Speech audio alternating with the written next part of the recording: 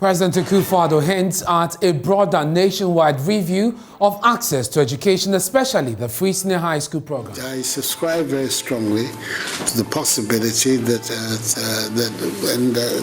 the minister is examining the possibility, because if we're going to have a serious discussion, it hasn't to be manufactured. Ghana's two top universities, KNUST and the University of Ghana, are running almost 700 diploma, undergraduate and postgraduate, as well as postgraduate programs without accreditation. This is in clear breach of the Education Regulatory Act. We have details as the Auditor General recommends immediate cessation of such programs, warning the certificate awarded could be classified as useless. We'll bring you details. Former Finance Minister Dr. Kwabena Duffuor vows to continue with the Ahuta project despite what appears to be a pushback from the national leadership. No amount of insults, attacks will stop me from what I want to do for you. Local Government Minister Dan Botre challenges Government Assurances Committee on their position that only ministers can appear before it, stating promises made by ministers are not personal. Answers given or answers given on the floor of Parliament are personal. These answers are sought from official sources and they are officially given by the ministers of state. So I thought that an official, and for that matter, a deputy minister, could stand in to give those responses. But the committee insists its principle is only to listen to ministers of state and not their deputies. Our principles and workings as a committee, we only deal with ministers who are the heads of the various ministries.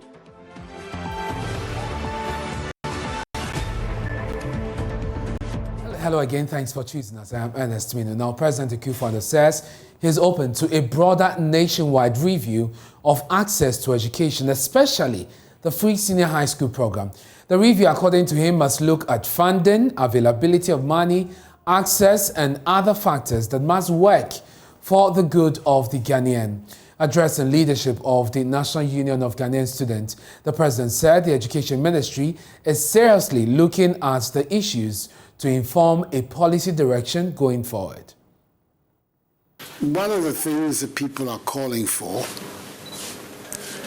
and at some stage or another the government has to organize itself to respond to it, is this whole, they talk about reviewing SHS. I think we should have a broader conversation about the incidence of education on our national development and therefore also on our budgetary and public sector contributions to national education. Well, so many of the issues that you have brought forward, even though there are single items, all feed into the broader conversation of how much money is a society prepared to devote to education in all its various ramifications, whether it's talking about the feeding of children, whether it's talking about allowances for nurses and for teachers, we're talking about the level of monies that are devoted to scholarships, public scholarships. All of this should form part and parcel of that discussion. Already we spend considerable amounts of money on education in budgetary terms. I think you're aware of it. Higher than virtually all the countries on the continent. But nevertheless, as you can see from your own recital, it's still, if you like, inadequate. Yeah, because if it was adequate, it would deal with the amount that is spent on students for the feeding program. It would deal with the issue of training allowances. It would deal with the issue of scholarships. All these are the direct result of budgetary constraints that there are in the system. Already there are some who are eager to curtail some of these important initiatives like the free senior high school policy. There are powerful forces in the society that are against it and who are insisting that education should be what your parents can afford, and they should all contribute to paying for education. The same at the tertiary level. But I have a different view. I think that it's a public good. The benefits of it for the nation, for the society are obvious. You talk about, for instance, the ratio of enrollment at basic school level. We've now been able to translate it into what, 95%. Is an extremely important statistic. It means that substantially, virtually all Ghanaian children now have access at least to basic school education. The difference between 95% and 100 is almost negligible. So, and therefore it will be relatively easy to move from 95 to 100. Yeah. So that in itself is a major achievement for us as a country. I subscribe very strongly to the possibility that the minister is examining the possibility, because if we're going to have a serious discussion, it hasn't to be manufactured and it hasn't to be artificial. And it should be in a manner where all stakeholders, with education, stakeholders really means the entire population of Ghana. The whole country. Yeah, the whole country, yeah, because really this is not something that should be just a preserve of teachers and bureaucrats in the educational system, because it's a matter that affects every single family, every single home in Ghana, the quality of education we have and access to education. But these are matters that are under serious consideration and advice. President of the National Union of Ghanaian Students, Dennis Opialabi, wants government to urgently address challenges with the school feeding program, the non-payment of allowances for nurses, and the loan guarantee system introduced by government. Few years, as a country, we've appreciated when it comes to basic school enrollment. We've gotten up to above 95%, but we still have a critical issue in rural areas, and that is basic school infrastructure. Your government has been tremendous when it comes to senior high school and tertiary support. Mr. President, on the behalf of the young people across the corners and quarters of this country, we are begging you that going forward, if it is possible, which I know it is possible, we should prioritize basic school infrastructure. That there is a bigger conversation we need to initiate for the students of this country, especially tertiary enrollment. That is on the background of the no guarantor policy, which was launched by His Excellency the Vice President in Kumasi. I had the opportunity of sharing the stage with him that day, and I was very clear in my request that the policy is good, but it will create a huge appeal and enthusiasm amongst young people to want to go to tertiary institutions. What that means is that we have free SHS churning out about 400,000 every year, and we have a no guarantor policy enticing people to go into school. What that means is that the cost matter of financing no guarantor must be critically looked at. As I speak, young people of this country who benefit from school feeding program are complaining, and the complaint is very simple, that the amount of money earmarked for the school feeding program is woefully inadequate. Now, almost 700 programs run by two of Ghana's leading universities are without accreditation. The findings contained in the Auditor General's 2021 report cast doubt on the worthiness of such certificates. Now, out of the 360 programs run by the Kwame Nkrumah University of Science and Technology, only 61 are accredited, whilst at the University of Ghana, there are 374 of its programs unaccredited. More on the agency's report in the following News Desk report. For the Kwame Nkrumah University of Science and Technology, the Auditor General knows that 117 and 73 programs have been sent to the National Accreditation Board for accreditation and re-accreditation respectively, with 109 yet to be sent to the National Accreditation Board for accreditation. The report attributes the anomaly to lack of management proactiveness to ensure that all programs are accredited before running them, coupled with untimely renewal of the certificates of the expired accredited programs. It warns running unaccredited or expired programs could have adverse effects on the validity of the program, and the related certificates that would be awarded to prospective students could not be authentic. The university, according to the Auditor General, could also suffer reputational damages and sanctions from the National Accreditation Board. The report recommends management to cease running programs that are not accredited or having its accredited certificates expired until they are accredited or renewed, to avoid sanctions by the board, whilst encouraging them to ensure timely accreditation of any introduced program and prompt renewal of all expired accredited certificates in order to give credence to the programs and the related certificates and avoid sanctions.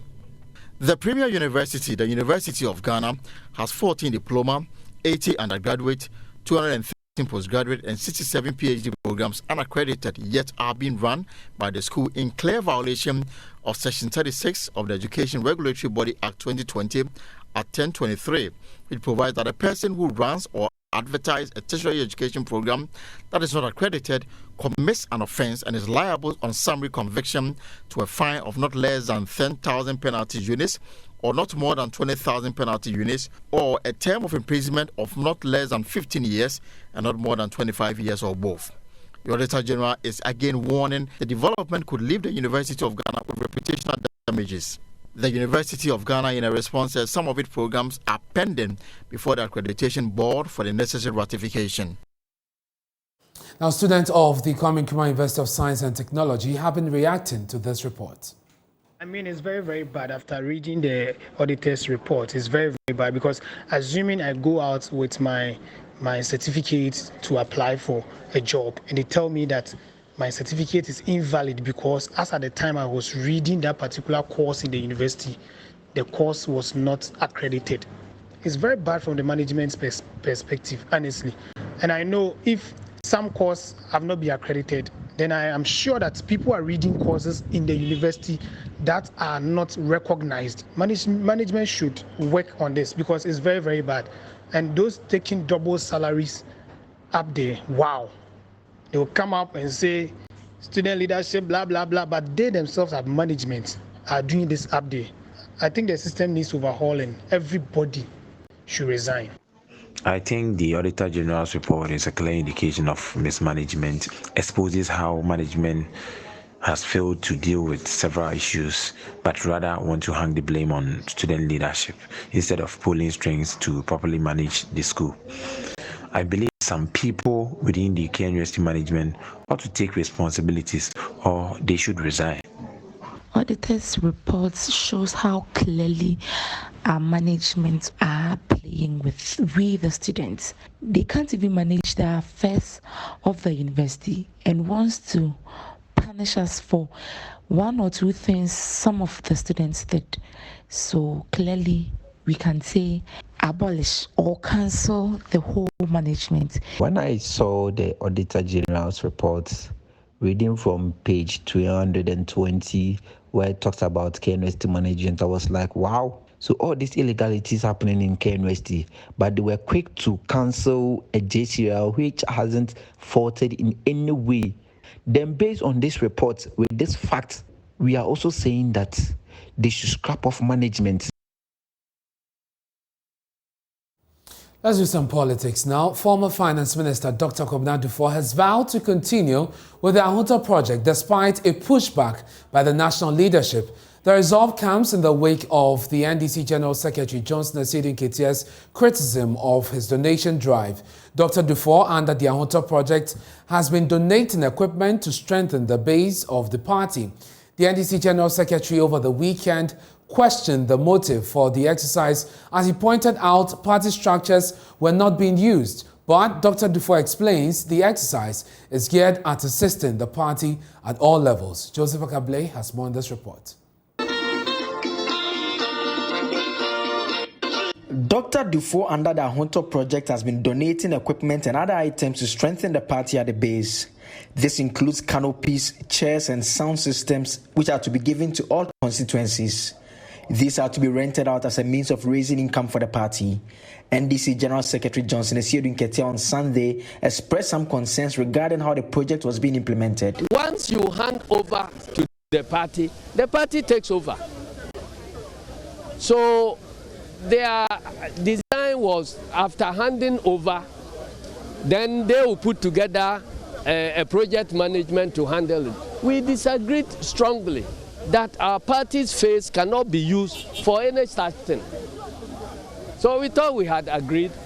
We went to do the launching and thought that after the launching, the next stage was for us to bring together our regional party executives so that we would then hand over to the regional party, and the regional party will also deal with the constituencies so that the project will be implemented in the mainstream party. Dr. Dufour and his team have been reacting. First, project manager Abbas Sabute explains the engagement with the party. Initially, when we launched it at Ashama, we then moved from the position of going to implement it on our own to having a collaboration with the party at the national level. Then after launching it at the headquarters, the items were delivered to the Klote-Kwale constituency. As we speak, Klote-Kwale constituency have not utilized the facility we've given to them. As a result, then we have to change the approach of the implementation. Hence, the NGO is now driving the implementation of the Ahonto project. In fact, during that process, the Ahonto and Dr. Kwabena Dufour agreed with the executive to partner in a form of a ratio.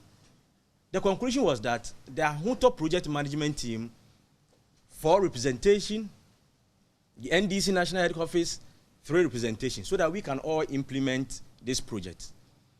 But our request, which we thought we had all agreed on, later became a different story altogether, that no, the Ahonto equipment should be given to the headquarters for them to solely distribute the item. So we have moved from implementing it on our own to having to come together with the party in a form of a ratio to implement it. That is the compromise we have made so far. But the party is still insisting that they will do it on their own without any compromise. And what we are saying is that the initiator who has dreamed for this Ahonto project should be part of the implementation of the project. Dr. Dufour says he will not be deterred by the concerns raised and will continue to assist the party. No amount of insults, attacks will stop me from what I want to do for you. Nothing. What did I give my salary to Ghana? 4 years, never took a peso. People insulted me at the time. They didn't insult me. My ex-Gracia, I didn't take it. They insulted me. Some friends. Go to my village, my town, Kumaru. I have set a rural bank. I never took a set allowance for 30 years. Go there and find out. I mean, we are different people, okay? I'm not doing all this because of anything. I feel in me that I should help people. And I'm helping. That's all. On claims the exercise could be a push to launch his flag bearer bid, this is what Dr. Dufour had to say. This morning started years ago. One had never talked about anything. Building a foundation, as I'm saying, whether I build the flag bearer or not, is a priority for any party. And a priority for even the nation. They've talked about, yes, I've been donating so many things from 1994 or so. Was I a flag bearer? Or a presidential hopeful, as we refer to? No, the issue is not just because I want to be a flag bearer. I want to see a strong party, a strong government. You understand? It is not clear at this stage what the opposition party will be doing with regards to dealing with this particular matter. Let's do some analysis on this. Dr. Kobi Mensah is a political marketing lecturer at the University of Ghana Business School. He joins us via Zoom. Doc, what do you make of the turn of events? Let's start with the posture of Dr. Dufour. He remains resolute that he's going ahead with this despite the issues raised by the General Secretary of the party. All right. Thank you for that question. I think that obviously, we are in a very democratic, country. Obviously, people have the right to actually embark on whatever activity they want to embark on. Certainly, Dr. Dufour is part of the NDC party. And I'm sure that he has every right, if he has the means, to actually do whatever donation he wants to do. But of course, having said that, you want to also take into cognizance, the position of the political party NDC. Certainly, as an opposition party, you want to be seen as a unified body. You want to be seen as a collective, in order that you could actually be seen as a potential, government, as would say, government in waiting.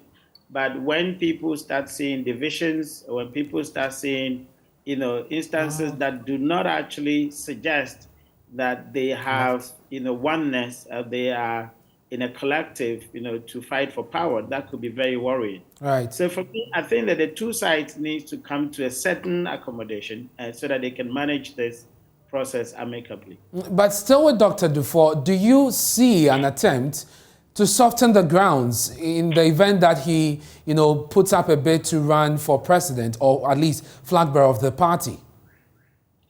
We have always seen candidates, do such things in a manner that they could actually prepare the minds of delegates, prepare the minds of people, trying to persuade them into their corner. So certainly this is not new. It is something that politicians have done, especially under the guise of NGOs, under the guise of, donations, but as a way of persuading delegates towards their corner, certainly. Well, we'll leave it here. Thank you very much. That's Dr. Kobi Mensah. He's a political marketing lecturer at the University of Ghana Business School. Now, JOYNEWS' latest investigation has uncovered how some frozen food companies falsified content of their containers that led to underpayment of taxes up to the tune of 4.6 million Ghana cedis. Content of the containers, some of which were impounded and searched on the premises of the La Bianca Food Company Limited, were declared as sardinella fish instead of full chicken, a move deployed by unscrupulous companies to defraud the state. Here is a precursor to the full investigative piece by my colleague Latif Idris Bamba. The same people who came in through political appointments have their children as clearing agents who are using exemptions to clear goods. Is that not conflict of interest? Tell me. How many days must you advertise? Quarters that might not have passed through these areas. The accusation by the staff of the Ghana Revenue Authority struck a chord with me. So on August 1, 2019, in a sting operation after the launch of Operation Collect, Name and Shame, a team from the Customs Staff Association and 2 other labor unions stormed the premises of La Bianca Company Limited. The objective was to verify the contents of 72 40-footer containers at their premises, following a tip-off that the companies involved have given false information to customs officials.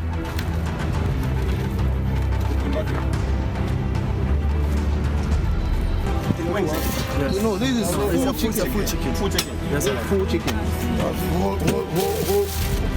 Whole chicken. Whole hen. After hours of search, the team found out that the frozen food companies have concealed boxes of full chicken instead of sardinella fish they had stated on their declaration forms. In the heat of the moment during one of the days of the investigations at the Tema Fishing Harbour, my cover was blown at the premises of La Bianca Company Limited by armed officers of the Ghana Police Service who were providing security there.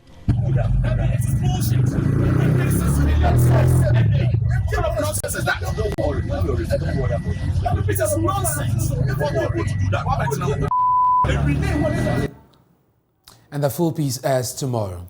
Now, local government minister Dan Butcher is challenging the position taken by Parliament's Government Assurances Committee that it will grant hearing to ministers of state only. The committee, which tracks promises made by ministers on the floor of the House, turned away Deputy Minister for Fisheries Moses Enim and also refused to grant hearing to Deputy Local Government Minister Obiamwa. According to Damboche, the promises and assurances that are made on the floor by ministers are not personal and not made in their personal capacity, and hence deputy ministers can stand in for ministers.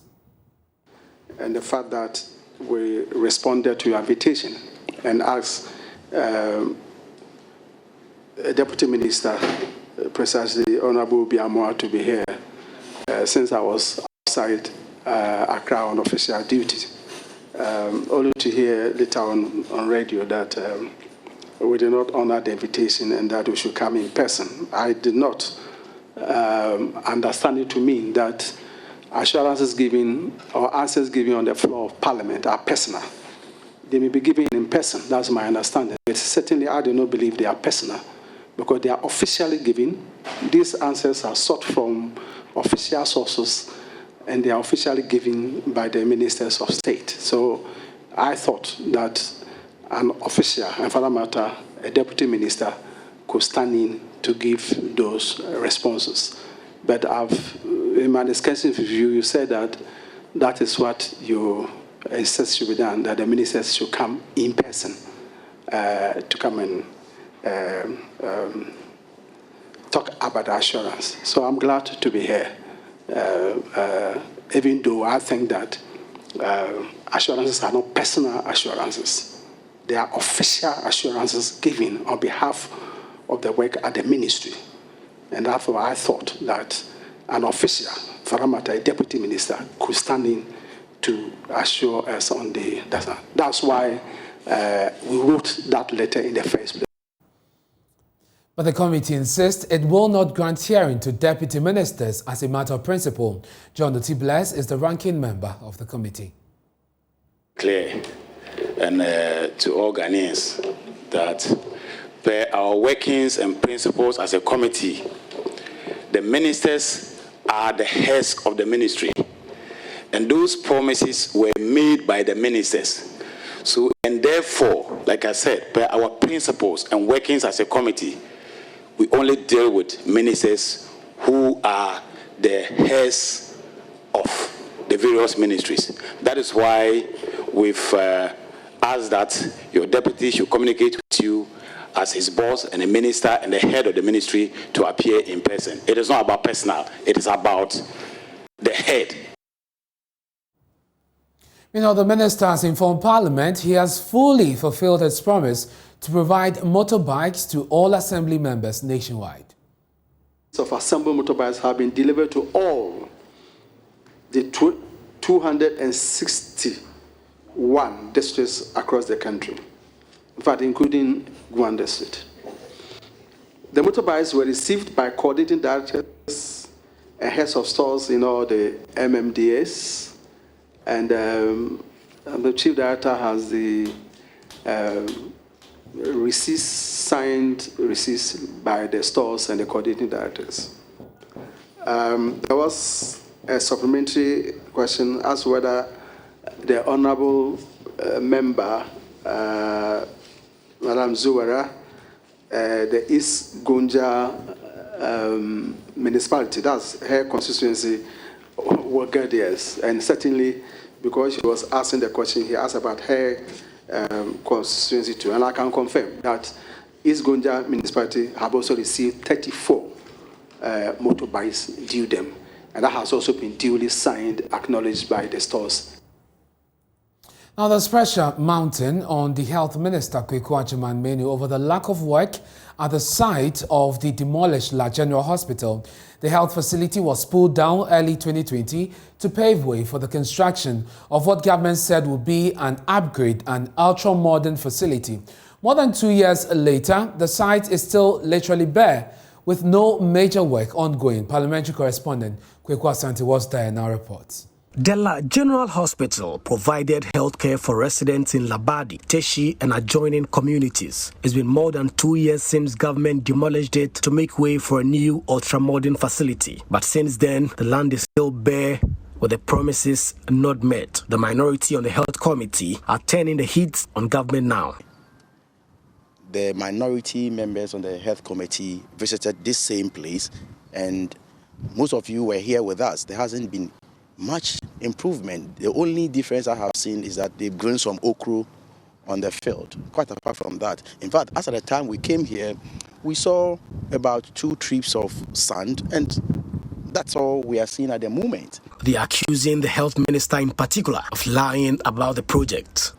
We are telling the minister that we are religiously following his lies. We are religiously following his lies. Here. Contrary to the impression he created to the people of this country on the 14th of March 2022. Therefore, they must come back, whatever it takes, for them to bring the contractor back to site to execute the project to benefit the good people of the area. They must do so. Residents are also disturbed about the situation and are calling on government to live up to its promise. We are very disappointed, honestly, and it is an opportunity for every indigenous in La should come here and have a look at this, because those who reside at this place are very disappointed, because we were told this is going to be done in 2 years. It's a deliberate thing that this is La, and most of the people say is La Manfefe, so they want to disgrace us as La. That's the reason why they've done this. I believe if this were to be in some of the regions, it's already been done. The situation is very, very bad. Because within this area, when you are sick, before you can do something, you have to take a car to Latenu. Latenu, when you go there, 8 o'clock p.m., they have closed. Look at this, my hand. I was hurt about 1 month. In the evening time, around 9:30, you get there, they have closed. We are suffering. All those sellings here, look at their containers because of the sea. So you see, Rocha, it has rusted. They are not selling anymore. People have lost their jobs here.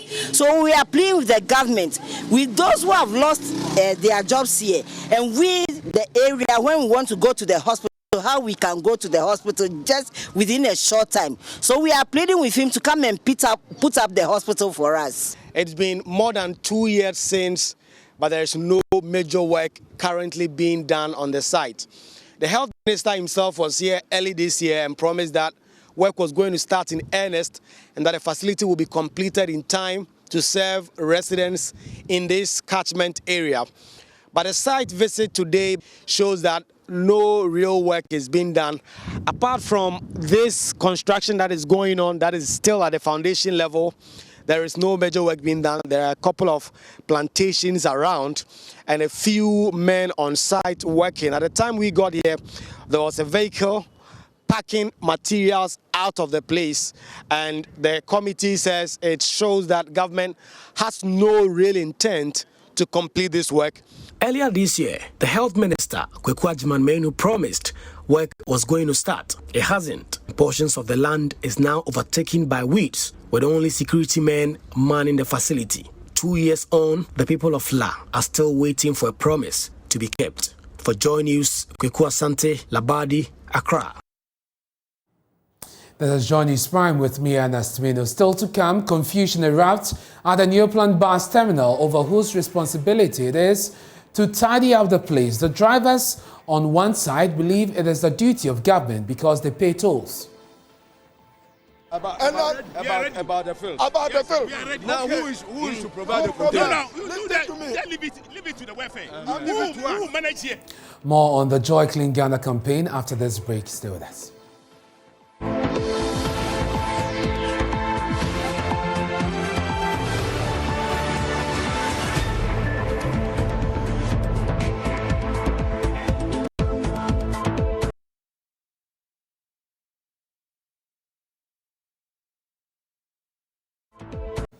Thanks for staying with us here on JOYNEWS Prime. Now, confusion erupted at the Newplant bus station over whose responsibility it is to tidy up the place. The drivers, on one hand, believe it is the duty of government because they pay tolls. The AMA, on the other side, disagrees with them, threatening to drag leadership of the drivers' union to court for failing to keep the transport yard clean. Michael Ashali has more in this report for Joy Clean Ghana campaign. About the film. About the film. Now, okay. who is to provide the content? Leave it to the welfare. Who manage here? And nobody will come and take a nobody will take money. A heated exchange between sanitation officials of the Accra Metropolitan Assembly and drivers of the New Plant Transport Yard, over whose responsibility it is to clean the place. Who allow anybody? When they take us to court, tomorrow we take over the gate. No anybody will stay at the gate and take money. We will take our money and clean this place. Kasim Al-Hassan is welfare secretary of the drivers here. Initially, we the welfare were managing here. Yes. We take our toll, we clean this place. But the AMA held a meeting with us that they are bringing a facility manager to manage this place. He will take money and clean. That was the agreement. And there's agreement between the AMA and the facility manager to manage this place. So we don't take a penny from anyone. When we were managing, we have engaged somebody who always every day come to collect the boiler here. But ever since the AMA took over and gave it to someone to manage here, almost every day there's a problem here. The yard is littered with plastic waste. The drivers say they will stop paying the toll to force the waste management company responsible for the station to clean. What is right, wrong is wrong. The point is, government takes sanitation levy on a litre of petrol. Every litre of petrol we buy, we pay sanitation levy 10 pesos. How much do we buy in a day? Consider the drivers here. 1 litre of petrol, you pay 10 pesos. So you buy 1 gallon, you pay 40 pesos. We pay all this amount and we are supposed to be arrested for rubbish. Who is supposed to be arrested? The government has to be arrested. But officials of the AMA would have none of that. District Environmental Health Officer Joseph Asitanga says the tolls are not for the cleaning of the yard. And per every lorry station, you have to pay toll before you enter and park. Okay, so if you pay the lorry park toll as a driver, you should not stand to make a case that when you pay lorry park toll, it's for refuse collection. Everybody, even me, everybody, even you, everybody pays sanitation levy. And if you pay sanitation levy, it does not mean that you should allow the refuse within your house for government to come and collect. My duty here today as environmental health officers is to ensure that they clean and tidy up the place. My visit here is for them to clean and tidy up the place. If they don't clean, I'll consistently send them to court until the place is clean. Yes, every time, any day I come here and the place is dirty, we will pursue them until they put up measures to clean the place. Mr. Asitanga says the AMA would help both the driver union and the waste management company to court for failing to keep the transport yard clean. Today, Chairman, bear, everybody, hello, hello, Pacho. Everybody should bear with me that today, AMA, and for that matter, Environmental Health and Sanitation Department, our presence here, we are going to summon New Plant Station. We will send you to court. It's left to you to come to court and defend your case there. The AMA hopes to secure a court summons for the arrest of the leadership of the drivers by Friday, September 2, 2022, and then arraign them. For Joy News, Michael Ashali. The threat of terrorism, economic crisis, and other geopolitical challenges continue to increase across the globe. The second deputy governor of the Bank of Ghana, Elsie Ado-Awadi, has, however, proffered ways for Ghana to wade the tide.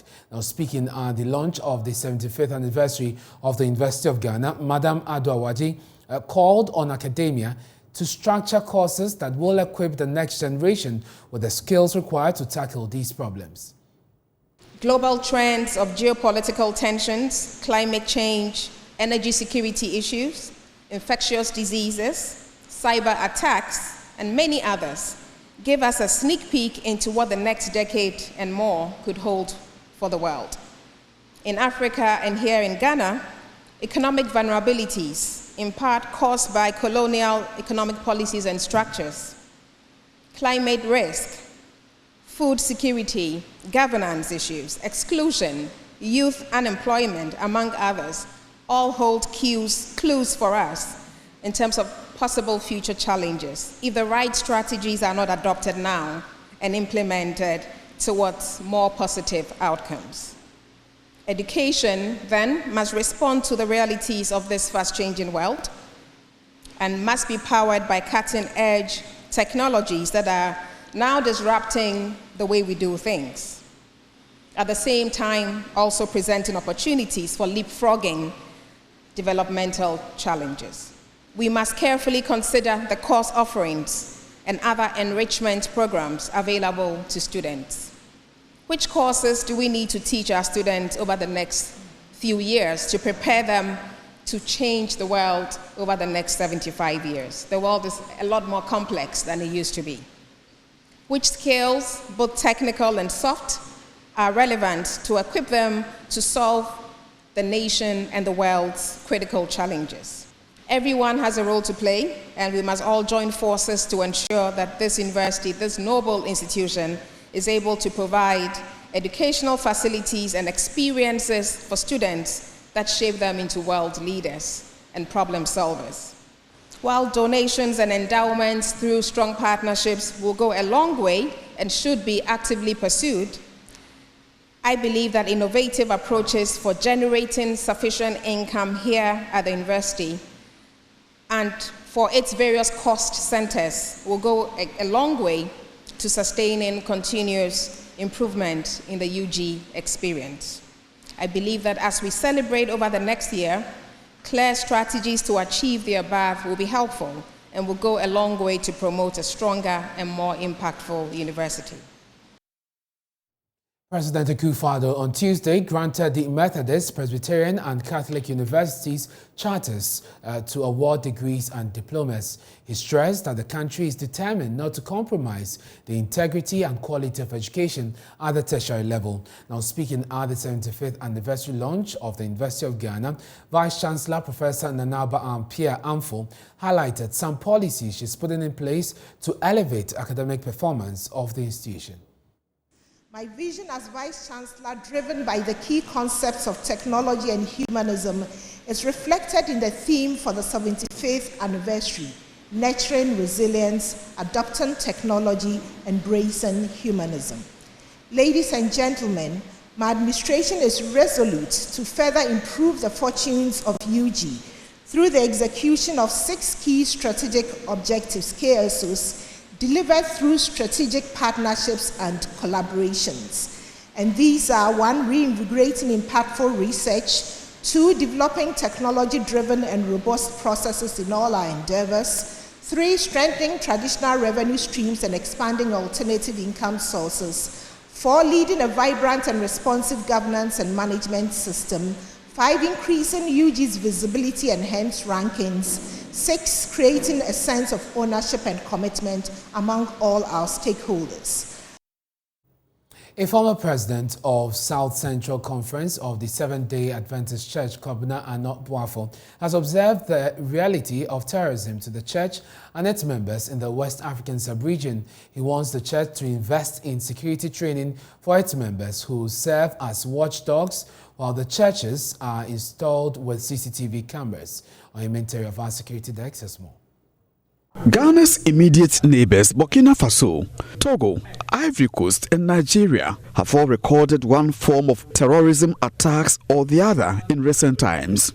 In June this year, gunmen attacked the St. Francis Catholic Church in Ondo State, southwest Nigeria, killing many worshippers, including children. They fired into the congregation, then kidnapped a priest as well as other church members. A recent security report made available to the United Nations revealed the presence of terrorists in Ghana, as these terrorists use the country as a point for regrouping. The Ajusu Divisional Police Commander, ACP Stephen Tene Ingisa, asked the Seventh-day Adventist Church to pay attention to threats of terrorism in West African sub-region. Speaking at the camp meeting of the Krapa district of the church at Besiansi, he urged churches to invest in CCTV cameras.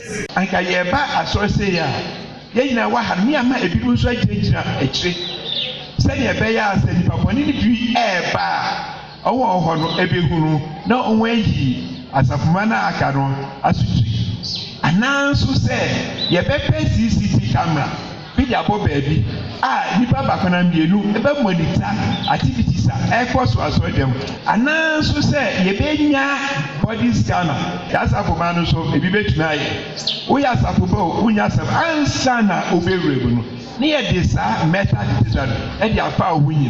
A former president of the South Central Conference of the SDA Church, Pastor Dr. Kwabena Anubuafo, wants churches in Ghana to spend on physical needs of members. That's our show for tonight. Many thanks for your company.